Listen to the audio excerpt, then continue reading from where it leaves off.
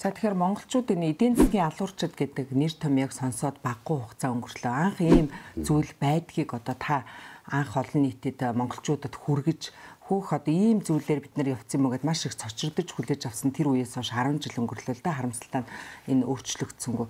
За тэгэхээр одоо би танаас яг тэр эдийн засгийн алуурчид гэж одоо яг хэнийг хэлдгийг, яагаад тэднийг одоо алуурчид гэж нэрлэдэг? Би 2010 онд эдийн засгийн алуурчин гэдэг энэ номыг орчуулсан. Энэ номыг болоход олон улсын валютын сангийн ерөнхий эдийн засагч Джон Перкинс гэж Америкийн нэгдсэн улсын иргэн хүн бичсэн байгаа. Тэгээд энэ номыг бол яг гарсан даруйд нь бол олж аваад орчуулаад тэгээд гаргасан л да. Ер нь эдийн засгийн алуурчин гэдэг бол Америкийн одоо бүх ард түмэн биш ээ. Энэ бол одоо нэг хувь олигархууд нь бид нар бол одоо ингээд хүмүүсийг тагнуулын байгууллагад элсүүлээд дараа нь бол тэдэнд тухайн одоо улс орн руу явуулж одоо улс орны эдийн засгийг дотроос нь алуулдаг. Ялангуяа алуулна гэдэг чинь юу гэсэн үг вэ? Америк долларын асар их хэмжээний өрөнд ордог. Тэгээд тэрнээс бол хойш эдийн засгт нь бий болж байгаа бүх ашиг бол Америк руу явдаг. Нөгөө одоо манай улсыг бол 30 гаруй тэрбум долларын өрөнд оруулчихад байгаа. Яг энэ ажиллагааг бол эдийн засгийн алуурчдын гараар хийсэн байхгүй юу? Одоо тэр нэг тусгай технологитой гэдэг байгаа шүү дээ. Алуурчдын технологи бол эхлээд тэр улс орныг одоо асар их үр зээл ахуулдаг. Дараа нь одоо тэрнээсээ гадждахгүй тийм өрхөнд оруулаад тэгээд сая таны хэлдгэр тэр өстө нөгөө долларын ханшийн өсөлт одоо энэ зүрийн зүйлээр ингээд тэгэхээр энэ технологи нь яг хамгийн товчор бол эхлээд бол бид нар хуулиар захиалдаг. Өөрсдийнхөө хуулийн төслийг оруулж ирээд орчуулад ер нь манай одоо чинь сүүлийн 30 жилд гарсан одоо энэ бүх одоо хуулиудад орчуулгын хуулиуд шүү дээ дандаа. Тэд нар бол тэр хуулийн дотроо одоо өөрийнхөө сонирхож байгаа одоо манай уул уурхайг аваад үзээд ашигтмалтын хууль яг энүүгээр гарсан байхгүй юу? Тэрний дараа бол яг эдийн засгийн алуурчдын хойноос нь орж ирээд манай улс орныг элдв гоё амлаж ягаад маш гүн гүнзгий долларын Америк долларын өрөнд хийдэг. Тэгээд өрөнд хийсний дараа болохтой зэрэг тэр одоо тухайн одоо уул уурхайгаас олж байгаа бүх ашиг бол тэдний тал руу явдаг. Ийм болов байдалд ороод өнөхөр одоо хэцүү байдалд орчод байна. Энэ бол яг тэр тухайн үед таныг ном орчуулж авах үед би бас сайн одоо ийм зүйл байдгийн багтаал гэж бодоод өнгөрчихсөн. Эргээд одоо 10 жилийн дараа харахаар яг гарахгүй энэ технологи явчихсан байгаа. Яг одоо ганц зүйл гэхээр энэ оюут толгоон одоо нөгөө хөрөнгө оруулалтын гэрээ. За оюут толгоон гэрээг батлахын тулд Монгол улсын одоо 7-8 хуульд төрүүлээд өөрчлөлт оруулчихсан. Одоо ашигт малтамлын хуулиас зөвхөлээ татварын хууль гэдэг. Тэгэл яг энэ технологи ингээ хэрэгжчихлээ л дээ. Та ер нь одоо бодиттой жишээг бол би бол оюутлогыг одоо хэлж чадна. Оюутлогыг гэрээ. Та одоо яг ийм хуулийн өөрчлөлт асар их өрөнд оруулж байгаа ийм бодиттой жишээг бол танд байгаа юу? Би тэр тухайн үед энэ номыг орчуулад одоо их хурлын дарга одоо их хурлын болоод гишүүдэд мөн тухайн үеийн юмудад засгийн газрын бүх гишүүд бол үндгүй хүн хөргүүлсэн. Гэвч бол энэ тухай одоо дундаа үндсэндээ ямар ч юм хийгээгүй. Хариу тийм хаалт ийм хөл мөл гаргаад мэдсээр байж. Бид нар бол одоо чинь мдэггүй гэж мэдсэх ямар ч боломжгүй. Гэвч бол тэрэн дундаас яг зүгээр нэр бүхийн 2 3 хүн надад ирж ирсэн. Маш одоо сонин тийм ном байна.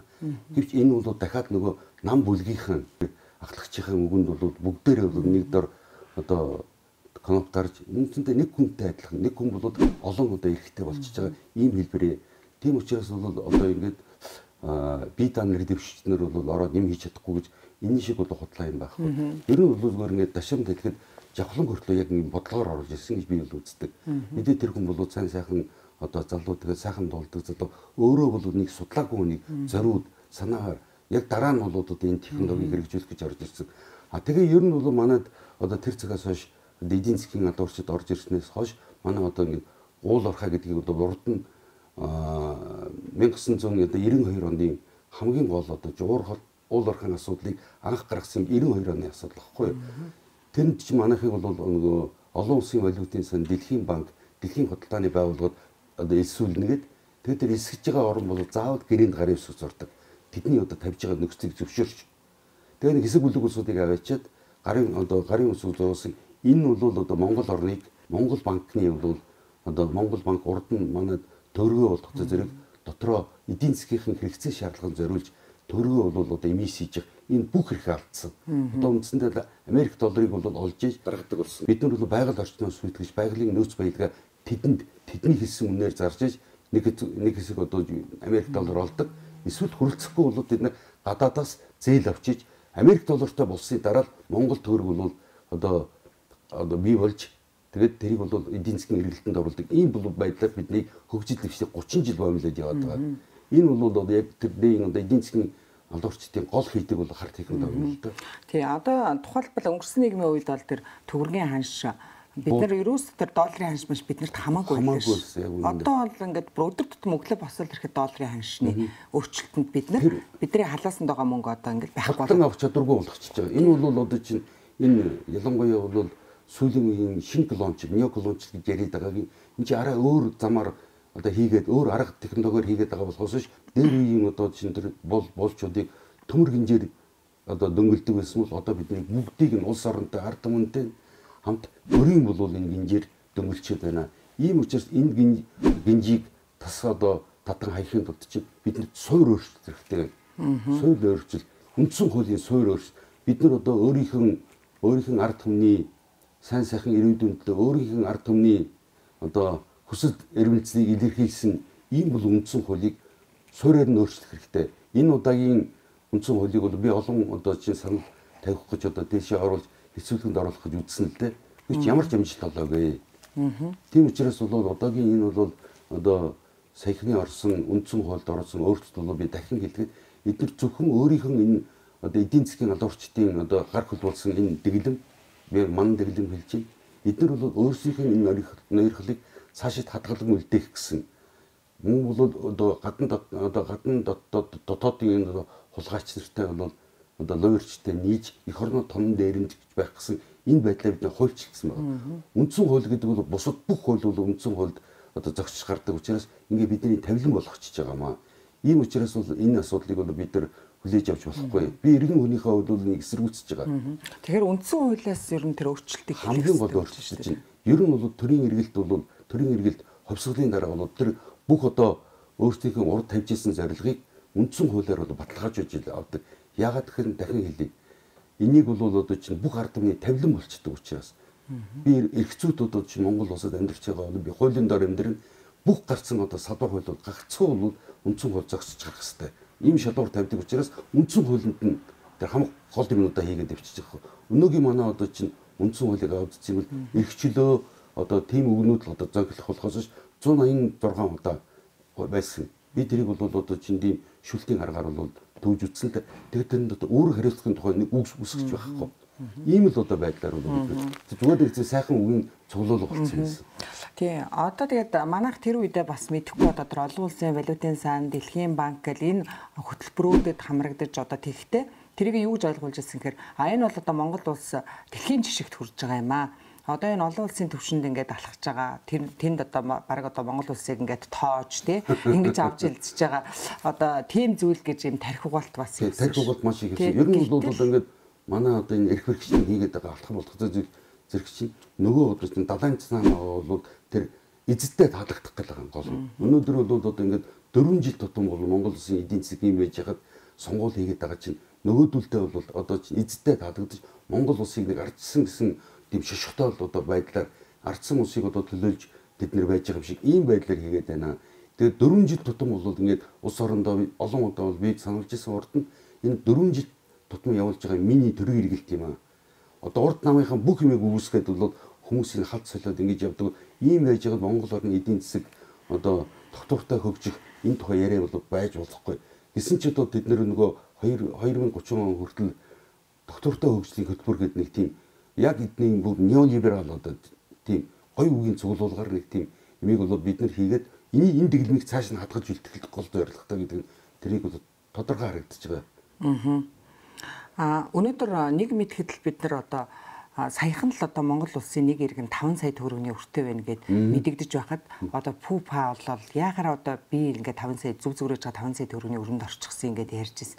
Гэтэл одоо ерөөсөө нэг 4-5 жилийн дараа бид нар одоо нэг хүн 30 орчим сая төгрөгийн өртөө болчлоо. Хүн амынхаа тоонд хуваавал тэр 30 тэрбум ам доллар чинь одоо танд надад та тэр одоо нийлээд 60 сая төгрөгийн өртөө байгаа штэ гадаадд тий.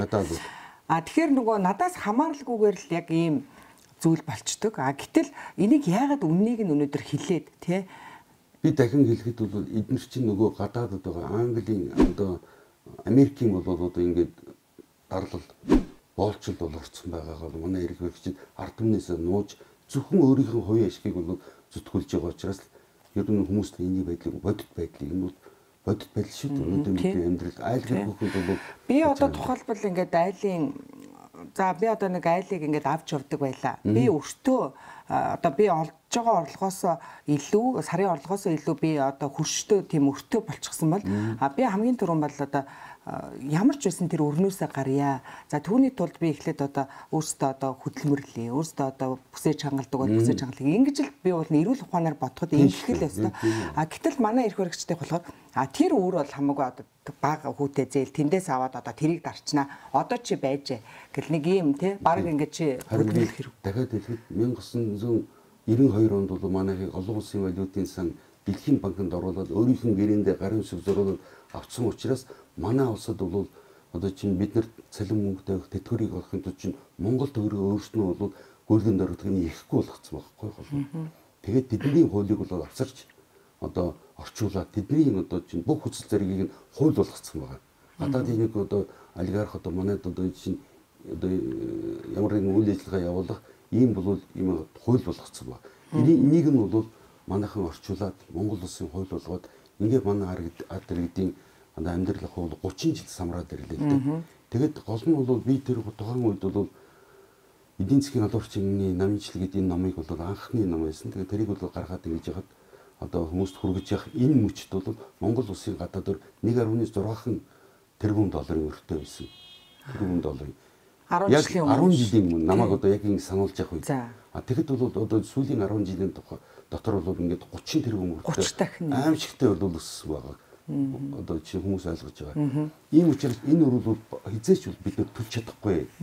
Энэ бол одоо чинь тэгээд яг уу төлж чадахгүй болохоор хизээч төлж чадахгүй болохоор бид нар бол газар нутгаа одоо алдах. Саяны бол одоо ингээд 6-гийн 2 дээр бол тэд нар үндсэн хууль нэмэлт өөрчлөлт орууллаа шүү дээ. Тэр чинь төрийн нийтийн өмчгдсэн байж байгаа. Монгол улсын газрыг нутгийг одоо бол бид нар бухархсан байхгүй гэж би одоо яриад хэлээд байгаа. Төрийн нийтийн гэхээр одоо яана гэсэн. Төрийн нийтийн гэдэг чинь бол төрийн мэдлэлтэй. Төр гэдэг чинь цөөхөн улс шүү дээ. Хэм байна? Тэр шийднэ гэсэн. Бид нар бол одоо ингээд нийтийн өмч гэдэг бол чиний ч өмчөөс дундын өмч, чиний эзэнгүй өмч болгоч байгаа байхгүй юу? Маш аюултай. Маш аюултай. Үндсэн хуулийг тийм учраас бид гэж маш их улаарсан тийм. Эдгээр чинь бол дандаа одоо өөрснийхөө хуулийг өөрсдийнх тэр бодлогыг бол одоо чинь хуулийн дагуу явуулахын тулд эхлээд энэ хуулийг бол Монголын одоо чинь эрх хэрэгчтэй дамжуулан Монголын хууль болгож авдаг. Дараа нь хөтөж орж иж тухайн нөгөө хууль тусгасан тэр юмудаа дээрэнд нь тондож завшин одоо авдаг. Ийм л технологиг бол эдийн засгийн алуурчд гэдэг.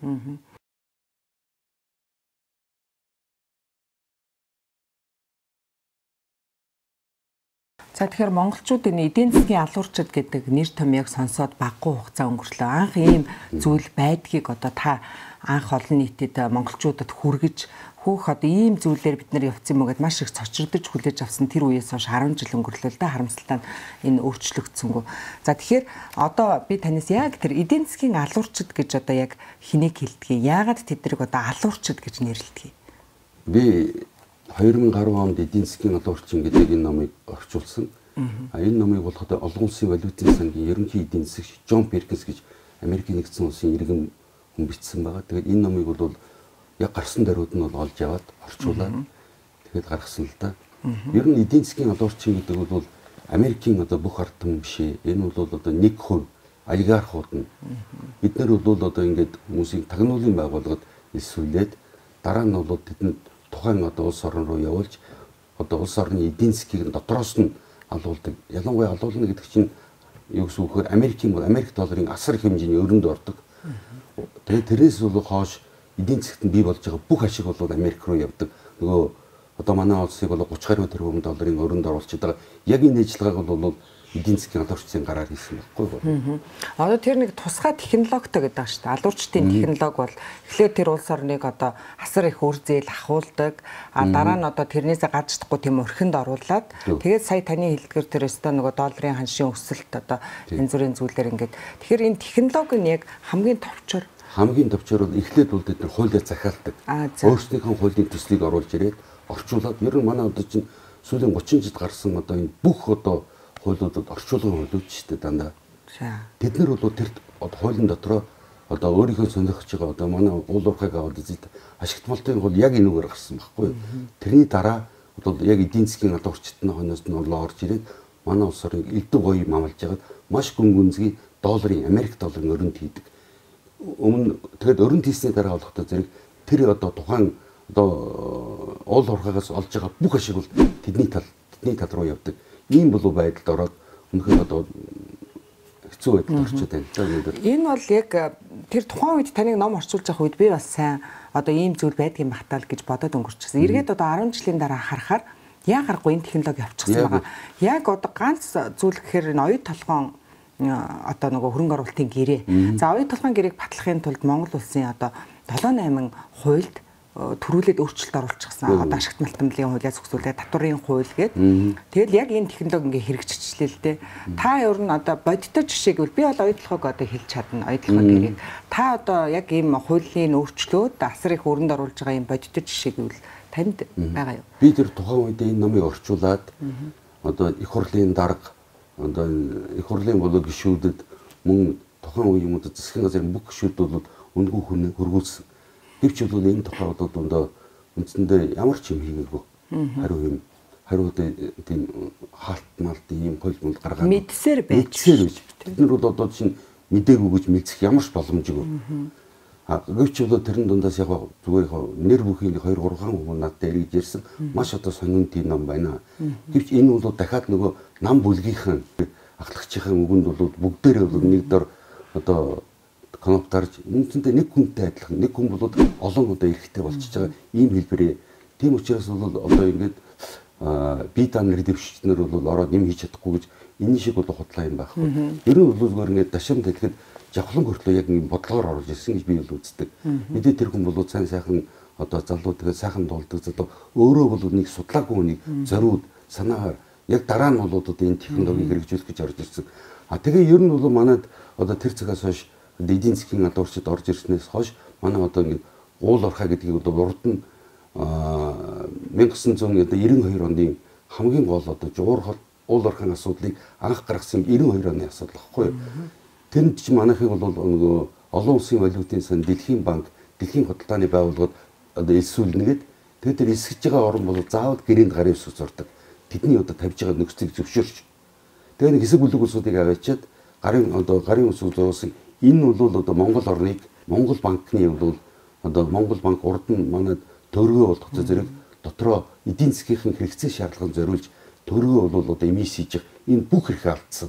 Одоо үндсэндээ Америк долларыг бол олж иж даргадаг болсон. Бид нар бол байгаль орчноос сүйтгэж байгалийн нөөц баялгаа тэдний хэлсэн үнээр зарж иж нэг хэсэг одоо Америк доллар олдог.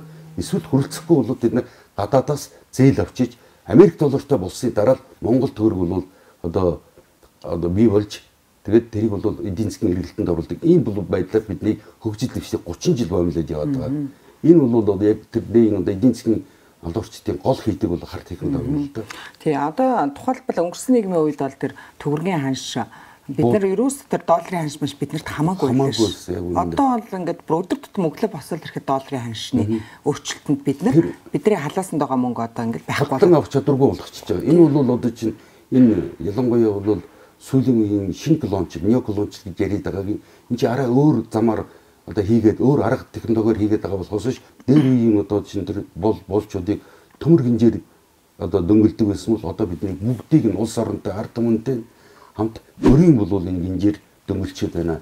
Ийм учраас энэ гинжийг тас одоо татан хаяхын тулд чинь бидний суур өөрчлөлт хэрэгтэй. Суур өөрчлөлт, үндсэн хуулийн суур өөрчлөлт. Бид нар одоо өөрийнх нь ард түмний сайн сайхан ирээдүйнтэй өөрийнх нь ард түмний одоо хүсэл эрмэлзлийг илэрхийлсэн ийм бол үндсэн хуулийг суурьаар нь өөрчлөх хэрэгтэй. Энэ удаагийн үндсэн хуулийг бол би олон одоо чинь санал тавих гэж одоо дэшээ оруулж хэцүүлэхэнд оруулах гэж үзсэн л дээ. Би ч ямар ч амжилт олоогүй. Тийм учраас бол одоогийн энэ бол одоо саяхны орсон үндсэн хуульд орсон өөрчлөлт бол би дахин хэлгээд эдгээр зөвхөн өөрийнх нь энэ одоо эдийн засгийн албан орчдын одоо гар хөлбүүлсэн энэ дэглэм би ман дэглэм хэлж байна. Эдгээр бол өөрсдийнх нь энэ нойрхлыг цаашид хадгалан үлдээх гэсэн. Мөн бол одоо гадны дотоодын энэ хулгайч нартай бол одоо лоерчтэй нийж эх орноо тонн дээрэмж гэж байх гэсэн энэ байдлаа бид хуульчлсан байна.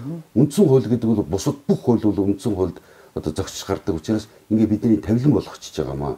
Ийм учраас бол энэ асуудлыг бол бид нар хүлээж авч болохгүй. Би иргэн хүнийхээ хувьд бол нэг эсэргүүцэж байгаа. Тэгэхээр үндсэн хуулиас ер нь тэр өөрчлөлтийг хамгийн гол өөрчлөлт чинь ер нь бол төрийн эргэлт ховсголын дараа бол тэр бүх одоо өөрсдийнхөө урд тавьж исэн зорилгыг үндсэн хуулиар бол баталгаажуулж авдаг. Яагаад гэхээр дахин хэлье. Энийг бол одоо чинь бүх ард түмний тавилан болчдөг учраас би эрхцүүд одоо чинь Монгол улсад амьдарч байгаа бол би хуулийн дор амьдрын бүх гарцсан одоо салбар хууль бол гагцхүү бол үндсэн хууль зогсож гарах хэрэгтэй. Ийм шалгуур тавьдаг учраас үндсэн хуулинд нь тэр хамаг гол юмнуудаа хийгээд явчихж байгаа. Өнөөгийн манай одоо чинь үндсэн хуулийг авдсан бол эрхчлөө одоо тийм өгнүүд одоо зохиолох болохоос 186 удаа байсан. Би тэрийг бол одоо чинь тийм шүлтийн аргаар бол төвж үтсэн л тэгээд тэрэнд одоо өөр хариуцлагын тухай нэг үг үсгэж байхгүй. Ийм л одоо байдлаар бол зүгээр нэг сайхан үгийн цуглуулга болсон юм. Тий. Одоо тэгээд манайх тэр үедээ бас мэдэхгүй одоо тэр олон улсын валютын сан, Дэлхийн банк гэл энэ хөтөлбөрүүдэд хамрагдаж одоо тэгхтээ тэрийг юу гэж ойлгуулж ирсэн гэхээр энэ бол одоо Монгол улс дэлхийн жишгт хүрж байгаа юм аа. Одоо энэ олон улсын төвшөнд ингээд алхаж байгаа. Тэнд одоо баг одоо Монгол улсыг ингээд тоож тий ингэж авч хэлцэж байгаа. Одоо тийм зүйл гэж юм тархи угаалт бас юм. Тархи угаалт маш их гэсэн. Ер нь бол ингээд манай одоо энэ эрх хэрэгчний хийгээд байгаа алхам болгох зэрэг чинь нөгөө одоо чинь далайн цаанаа бол тэр эзэдтэй таалагдах гал байгаа гол. Өнөөдөр бол одоо ингээд 4 жил тутам бол Монгол улсын эдийн засаг юм байж хаад сонгуул хийгээд байгаа чинь нөгөөдөлтэй бол одоо чинь эзэдтэй таалагдаж Монгол улсыг нэг ардсан гэсэн тийм шошготой одоо байдлаар ардсан улсыг одоо төлөөлж тэд нэр байж байгаа юм шиг ийм байдлаар хийгээд байна. Тэгээд 4 жил тутам бол ингээд улс орондоо олон удаа бол би сануулж ирсэн урд нь энэ 4 жил тутам явуулж байгаа миний төрийн эргэлт юм аа. Одоо урд намынхаа бүх юмыг үүсгээд бол хүмүүсийн халт солиод ингэж явдаг. Ийм байж байгаа Монгол орны эдийн засаг одоо тогтвортой хөгжих энэ тухай яриа бол байж болохгүй. Гэсэн ч одоо бид нөгөө 2030 он хүртэл тогтвортой хөгжлийн хөтөлбөр гэдэг нэг тийм яг эдний бүр неолиберал одоо тийм гоё үгийн цуглуулгаар нэг тийм юмыг бол бид нар хийгээд энэ дэглэмийг цааш нь хадгалж үлдэх гол зорилготой гэдэг нь тэрийг бол тодорхой харагдаж байгаа. Өнөөдөр нэг мэдэхэд л бид нар одоо саяхан л одоо Монгол улсын нэг иргэн 5 сая төгрөгийн өртөө байна гэд мэдэгдэж байхад одоо ПУПА бол яахаар одоо би ингээд 5 сая зүг зүгрэж байгаа 5 сая төгрөгийн өрөнд орчихсон ингээд ярьж ирсэн. Гэтэл одоо ерөөсөө нэг 4-5 жилийн дараа бид нар одоо нэг хүн 30 орчим сая төгрөгийн өртөө болчлоо. Хүн амынхаа тоонд хуваавал тэр 30 тэрбум ам доллар чинь одоо танд надад та тэр одоо нийлээд 60 сая төгрөгийн өртөө байгаа штэ гадаадд тий. Тэгэхээр нөгөө надаас хамааралгүйгээр л яг ийм зүйл болчдөг. Гэтэл энийг яагаад үннийг нь өнөөдөр хилээд тий би дахин хэлэхэд бол эдгээр чинь нөгөө гадаадд байгаа Английн одоо Америкийн бол одоо ингээд дарлал боолчлд бол орцсон байгаагаа манай эрх хэрэгчид ард түмнээс нууж зөвхөн өөрийнхөө хувийн ашгийг бол зүтгүүлж байгаа учраас ер нь хүмүүст энийг байдлыг бодит байдлыг энэ бол бодит байдал шүү дээ. Өнөөдөр бидний амьдрал айлгын бүхэнд бол би одоо тухайлбал ингээд айлын би одоо нэг айлыг ингээд авч явдаг байлаа. Би өртөө одоо би олж байгаа орлогоос илүү сарын орлогоос илүү би одоо хөрштэй тийм өртөө болчихсон бол би хамгийн түрүүн бол одоо ямар ч байсан тэр өрнөөсөө гарья. За түүний тулд би эхлээд одоо өөрсдөө одоо хөдөлмөрлөе. Өөрсдөө одоо бүсэж хангалдаг бол бүсэж хангалъя. Ингэж л би бол эрүүл ухаанаар бодоход ингэх л өстой. Гэтэл манай эрх хэрэгчтэй болохоор тэр өөр бол хамаагүй одоо бага хүүтэй зээл тэндээс аваад одоо тэрийг дарчнаа. Одоо чи байж гэл нэг юм те баг ингэж чи хөдөлмөрлөх хэрэг. Дахиад хэлэхэд 1992 онд бол манайхыг олон улсын валютын сан Дэлхийн банкнд оруулаад өөрийнх нь гэрээндээ гарын үсэг зурулаад авцсан учраас манай улсад бол одоо чинь бид нар цалин мөнгөтэй тэтгэврийг олохын тулд чинь Монгол төгрөгөө өөрснөө бол гүйлгэн дөрөвдгөний ихгүй болгоцсон байхгүй юу. Тэгээд тэдний хуулийг бол авсарч одоо орчуулаад тэдний одоо чинь бүх хүсэл зэргийг нь хууль болгоцсон байгаа. Гадаадын нэг одоо олигарх одоо манайд одоо чинь одоо ямар нэгэн үйл ажиллагаа явуулах ийм бол ийм хууль болгоцсон байна. Энийг нь бол манайхан орчуулад Монгол улсын хууль болгоод ингээд манай ард иргэдийн амьдралын хувьд 30 жил самраад ирлээ л дээ. Тэгээд гол нь бол би тэр тухайн үед бол эдийн засгийн албан орчмын намжил гэдэг энэ номыг бол анхны ном байсан. Тэгээд тэрийг бол гаргаад ингэж яхад одоо хүмүүст хүргэж явах энэ мөчд бол Монгол улсын гадаадаар 1.6 тэрбум долларын өртөө байсан. Тэрбум долларын. 10 яг жилийн 10 жилийн өмнө намайг одоо яг ингэ сануулж явах үед. За. Тэгэхэд бол одоо сүүлийн 10 жилийн дотор бол ингээд 30 тэрбум хүртэл 30 дахин аимшигтай бол өссөн байгаа. Одоо чи хүмүүс ойлгож байгаа. Ийм учраас энэ бол хизээч бид нар төлж чадахгүй. Энэ бол одоо чинь тэгээд яг уу төлж чадахгүй болохоор хизээч төлж чадахгүй бид нар бол газар нутгаа одоо алдах саяны бол одоо ингээд 6-гийн 2 дээр бол тэд нар үндсэн бол нэмэлт өөрчлөлт оруулаа шүү дээ. Тэр чинь төрийн нийтийн өмчгдсэн байж байгаа. Монгол улсын газрыг нутгийг одоо бол бид нар бухарх зам байхгүй гэж би одоо яриад хэлээд төрийн нийтийн гэхээр одоо яа гэсэн төрийн нийтийн гэдэг чинь бол төрийн мэдэлтэй төр гэдэг чинь цөөхөн улс үү төр хэм байна тэр шийднэ гэсэн.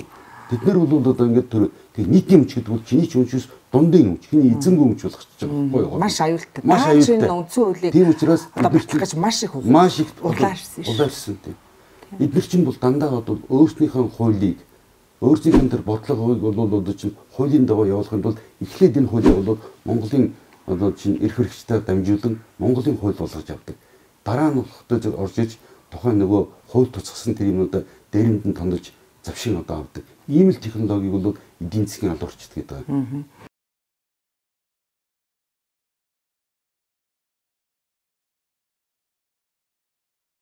Одоо ийм гадныхны ийм технологи байдаг. Энэ улс орныг ингэж колоничлолыг одоо тогтоодог энэ зүйлийг одоо анх үнэхэрийн Монголын ард түмэнд мэдрүүлж энэ бэлгийн мэлмиг нээсэн хүн бол яхахгүй таалдаа би бол одоо таны номнуудыг уншиж ижил анх бүр итгэхгүй одоо ийм юм байдгийн бахта арайчтэй гэж л бодож исэн хүний нэг тэгэл одоо 10 жилийн явцад ингэ ажиглаад тахад яг л тийм юм байдаг юм байна. Олон улсууд гэж ярьж байгаа. Таны тэр номон дээрээ бол гаргасан одоо бүх одоо факт баримтууд бүгд дээрээ манай биелэгдэж байгаа биелэгдсэн байна.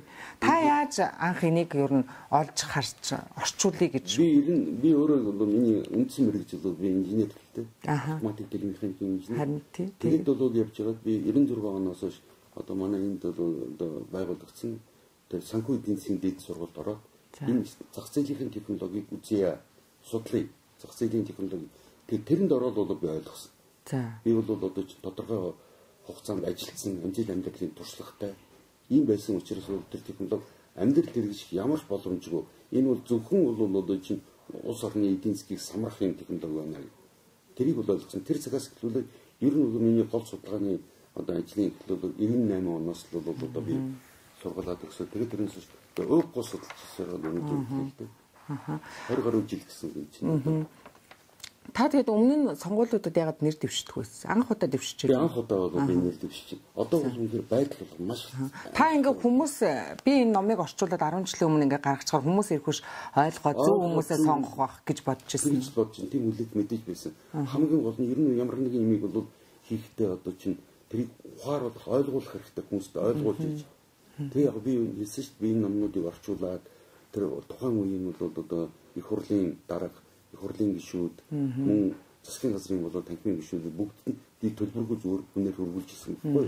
Тэд нар авчаад авсан хэдий одоо ямар ч хариу байхгүй. Тэр тухай бол одоо ямар нэгэн ажил сахаагүй хүмүүсийг өрсөлдөв. Тэгэд өөрийн ирэхгүй би бол Монгол хүн би зүгээр нэг жирийн ардын хүүхдтэйгээ над бол нэг олон саяар үндэгдэх байшин байхгүй. Би зүгээр л одоо манай Баянгол дүүргийн 13 доор зүгээр одоо хуучны Өксөрмөд байранд амьдардаг юм л юм байна. Тэгээд одоо харсаар суугаад байж чадахгүй л одоо мэдээд байгаа хэрэг хүмүүс үнэхээр олон ном орчуулад олон одоо чинь ийм баримт технологи орчуулад би үзүүлээд байхад бид нар үнэхээр ийм байхгүй гэдэг бол харамсалтай юм л та. Нөгөө талдаа бол үнэхээр ийм төвчшгүй байх боллоо. Манай одоо гэр бүл бол бас одоо ингээд ер нь бол асуудалгүй гэр бүл байхгүй шүү дээ. Яг энэ системийн бол одоо золиосон болсон юм. Би одоо тэрийг хамгийн хорлонтой нөгөө бүр ялахгүйгээр жирийн иргэн төртөл энэний үр дагавар нь очиж тусч идэг. Одоо тухайлбал хүмүүс заа яах вэ тэр долларын ханш маш би бол одоо нэг гадаад дотоод яваад доллараар худалдаа авалт хийгээд байдгүй гэж зарим хүмүүс ойлгодгийг. За гэтэл одоо тэнд бүр цалин тэтгэвэр авж байгаа хүн болгоны халааснаас нь нөгөө мөнгийг нь ингэж бүр үл үзэгдэх гар үл үзэгдэх гар ингээ халааснаас нь хулгай игээд идэх байхгүй. Одоо хамгийн ойлгомжтойгоор би бас хүмүүст энийг их ойлгоосэй гэж боддгийг. Тухайлах юм бол би одоо нэг 900 мянган төгрөгийн цалинтай байлаа. Би нэг долларын ханш 1500 төгрөг байхад одоо би доллараар цалинждаг байсан бол нэг 600 долларын цалинтай байжээ. Тэнцэх хэмжээний би нэг 600 долларын одоо сард авдаг байж. За гэтэл өнөөдөр долларын ханш 3000 болж байна баг.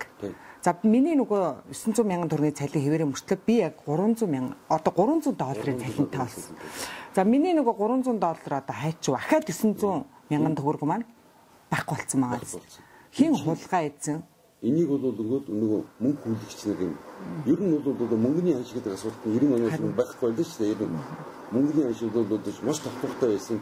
Энийг бол нөгөө колоничлын бодлогод орсон учраас гадна талаас нь одоо долларын одоо юу гэдэг тэр ханшийг өсгөх замаар манайд бол манайх дандаа буруу яриад долларын ханш өсөд байгаа юм биш ээ. Төгрөгийн ханш унаад байгаа байхгүй даа. Төгрөгийн ханшийг унана гэдэг бол одоо чинь одоо энэ нэгтгэн бодлого бүртгэлийн юм дээр чинь нөгөө дебет кредит хийх тэнцвэрлэлтэй л одоо ялангуяа бол тэрийг одоо энэ Монгол банкыг одоо үе удмаараа бол толгоосоосод байгаа шүү дээ. Найдын сөрөнгийн жаргал сайхан гэж ах нь 1992 онд бол Монгол улсыг бол яг энэ одоо энэ өрийн дөмнүүдийн гол ажлыг хийсэн шүү дээ. Дараа нь бол одоо чинь тэр зол жаргал зүйл бас одоо төрсөн дүн.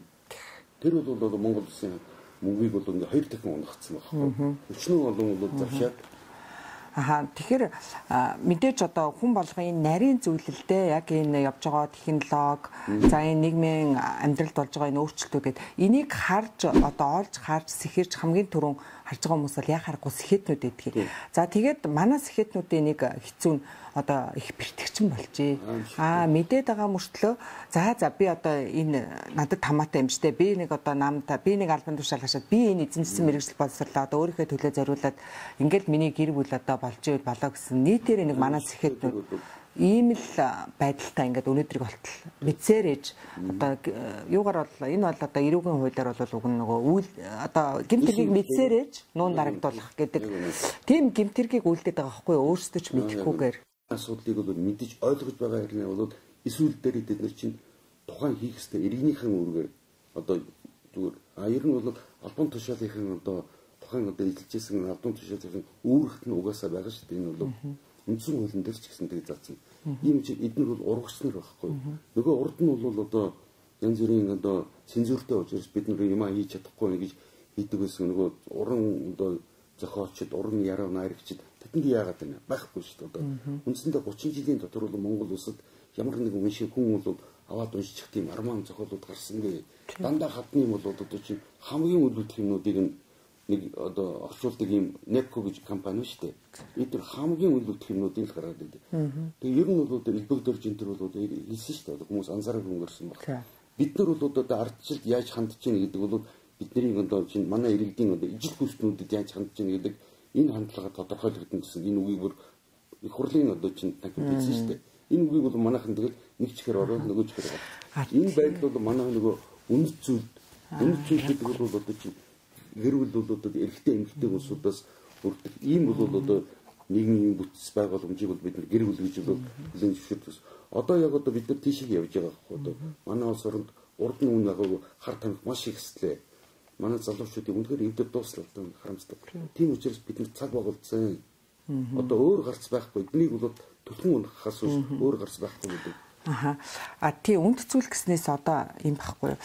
Таны түрүүний тэр ижил хүстэн гэдэг санаа гарлаа л да. Ягаад тэгэхээр өмнө нь монголчууд бол яг мэдээж хүн эмч нэг тиймэрхүү хандлага байсан байх. Ганц нэг хүн байсан байх. Тэгтээ тэрийг хизээч түгээн дэлгэрүүлдэггүй байсан. Одоо бүр ингээд хэрвээ тийм зүйл байгаа тэрийг бүр хүн харчихгүй гэж ингэж нууж далдалж тий. Гэтэл өнөөдөр юу болж байгаа нөхөр нөгөө гаж зүйлүүдийг тэг хүний нийгэмд одоо байж болохгүй зүйлүүдийг бүр одоо түгээн дэлгэрүүлж сурталчилж одоо хүүхэд залуусыг хүртэл баг тэрлүү одоо мэдүүлж таниулж баг уриалах нь холгүй ийм зүйл яваад байна шүү дээ. Энэ бас л одоо нөгөө үндэстнийг мөхөх тийм бодлого. Ер нь бол манай улс оронд бол үнэхээр ямар ч асуудлыг бариад ирсэн тэдний гар дүрийг самраагүй юм бол салбар үлдсэнгүй л дээ. Бол одоо маш олон энэ оюун санааны үндэстнүүдийн оюун санааны одоо өөрчлөлт хувьсэлтээ үүнийг судалдаг хүн одоо барууныхан гэхэд сүлдээ одоо нөгөө нууц гэл ном одоо юу гэдгийг те энэ бол одоо хүн бодлын хөгжин энергийг энүүгээрээ явдаг юм байна гэл. Гэтэл тэр нь ингээд судлаад үзэхээр монголчуудын л ухаан байгаа байхгүй юу? Одоо биднийг зүгээр л ээж аав маань одоо сайн явах санааных те заяа сайн бол санаа сайн бол заяа сайн гэл ингээд тэр нь зүгээр л өдөр тутмын нэг юм юу байжсэн. Гэтэл одоо нийгээд байгаа юм шиг нөгөө хүмүүс нь барууныхан болохоор одоо энд чинь гол нууц нь энэ шүү дээ гэл яваад. Энэ Монголын тэ оюун санааны энэ үнд зүйл энэ Монгол ухааны талаар ер нь та. Тэгээ би бол мэдээж одоо монгол хүн учраас би бол Монголын өдөр агуу одоо өвдөцийн үлдээсэн сургаалнуудыг бол цааш нь түгээн дэлгэрүүлэх хэрэгтэй. Бүр бот номонд биш ерөөс нь 2 хүн өгүүлбэр чингийг л үлдээчих. Тэрийг бол одоо ингээд манай ерөнхий улсын сургуулиуд, дээд улс сургуулиуд судалуулдаг хүмүүстэй эзэмшүүлэх хойч үедээ бол үүлэн үлдээх хэрэгтэй. Гэж харамсалтай нь бол ялангуяа одоо 90 оны төрийн хэрэглэлтээс хойш энэ бүх юм бол оронгоор өөрчлөгдсөн. Одоо манайхан ч юм бол зарим цэцэрэг сургууль дээр бол зөвхөн англи хэлээр ярьдаг ийм бол одоо энэ бол болохгүй шүү дээ.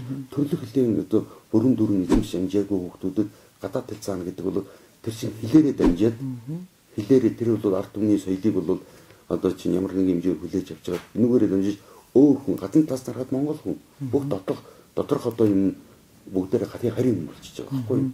Энэ бол одоо чинь ямар ч улс бүрэнд бол энийг бол үлдсэн төвчдөг шүү дээ. Манайхан бол ер нь чөлөөтэй гэдэг юм чинь ер нь бүх тэр одоо гадныханд бол бүх одоо өөрөө нэгээд хийж байгаа. Яг ийм байдлаар биднийхэн ойлгоод байгаа нь харамсалтай байна. Улс орон тусгаар тогтнохын өөрийнх нь одоо ялангуяа түүх энэ уламжуудад хуулиар хамгаалдаг юм аа. Энийг бол тэгээ би өөрийнх нь мөрийн хөтөлбөрт бол бас энэ тухайн асуудлыг оруулсан байгаа. Манайд бол одоо ингээд эрдэмтэн судлаачтай аваад өөрийнх нь Монгол улсын түүхийг бол нэг мөр болгох хэрэгтэй байна. Тэгээд тэрийг бол хуулийн одоо чинь эрүүгийн хуулийн заалтаар хамгаалах хэрэгтэй.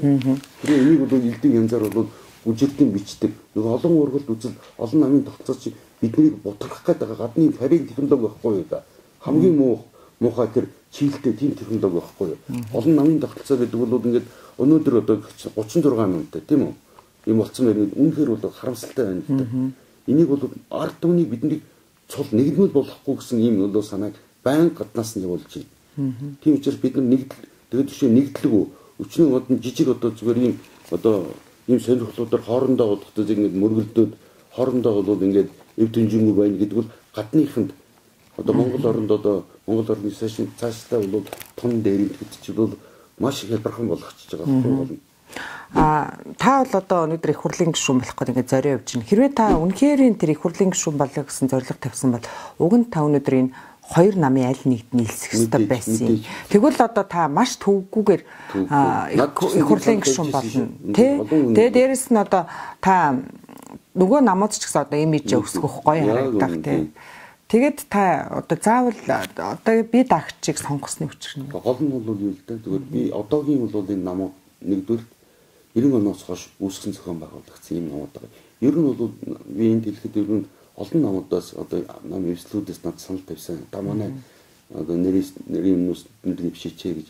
Тэгээд тэрийг бол би юу гэж бол хүлээж авсан гэхээр ер нь тэдний бол одоо энэ дэр намын үзэл баримтлал номлолуудыг нь үзэхээр энэ бол их баг хэмжээгээр бүгд бол неолиберал байгаа. Нөгөө либерал. Ер нь бол бүх намууд одоо ингэж харж байхад бүгдээрээ л одоо чинь зах зээл улс төрийн үзэл баримтлал нь болохоор ардчил гэсэн одоо ардчлалыг цааш нь хөгжүүлэн дэмжүүлэн манайхад бол одоо ардчлалыг одоо буруу байгуулсан гэдэг юм уу. Иймэрхүү юмараа гажуудлыг засна гэдэг. Ийм байдгүй ардчил чи яг энүүгээр ийм зорилготой байд юм аа. Ардчил гэж юм. Угаасаа гажуудлалтай юм аа. Америкийн одоо ерөнхийлөгчний хүртэл яриад байгаа шүү дээ. Бүх одоо энэ Америкийн одоо өнөөдөр байж байгаа одоо тэр манай даваад ялангуяа ороод ирсэн гэж энэ Bloomberg, CNN-ийн чи бүгдээрээ фейк гэдэг. Фейк хуурамч одоо чинь мэдээлэл түгээгч энэ бол олон нийтийн мэдээ хэрэглүүлцээ гэж хэлээд байна шүү дээ. Өөрийн ерөнхийлөгч нь тэгж хэлээд байна. Америк бол зүгээр энд хэлэхэд бол өөрийнх нь яг албан тушаалыг үзчихсэн 6 ерөнхийлөгчийг алдсан улс шүү дээ. Өөр улс дэлхийд байдгүй байхгүй юм. Энэ нь бол дандаа бол нөгөө 1% олигархуудын гарах үл одоо чинь тэрийг бол ялангуяа эдийн засгийн алуурчдын дараа бол тэрэнд хэрвээ одоо чинь одоо автаагүй юм улс орнуудыг ойрхон дордын хөдөлгөөн цөөхөн улсуудээс тэрийг бол одоо ингээд одоо орж ирээд бөмбөгдөөд үндсэндээ одоо Ливийг, Сирийг бол цаа яалаа. Энэ бол одоо тэрийн эсрэг бол тэмцсэн ард түмэнд ингэдэг. Гэвч манай улсын хувьд бол одоо ингээд одоо урт талбайд хятад байж байгаа. Бас хатцангууд улс. Энэ бол социал бол чигээрмтэй тус мөн хойдолтод орсон бол тийм учраас манай гадны ямар нэгэн одоо төрөмгийлээ шууд үзэх боломжгүй. Ийм учраас бид нар бол дотооддоо асуудлаа шийддэг юм бол одоо бид нар цаашдаа бол одоо бид үнээр хөгжлийн Монгол улсын одоо шинэ нэрнийг бид нээх хэрэгтэй байна. За баярлалаа ингээд танд амжилт хүсье. Би бас Баянголынхонтой итгэж байна. Үнэхээр одоо бас ч нэг тийм сэхэлэг тийм улсууд одоо бас таныг дэмжих байх гэдэгт бол итгэж байна. Тэгээд таны ажилд амжилт хүсье. Баярлалаа. За баярлалаа.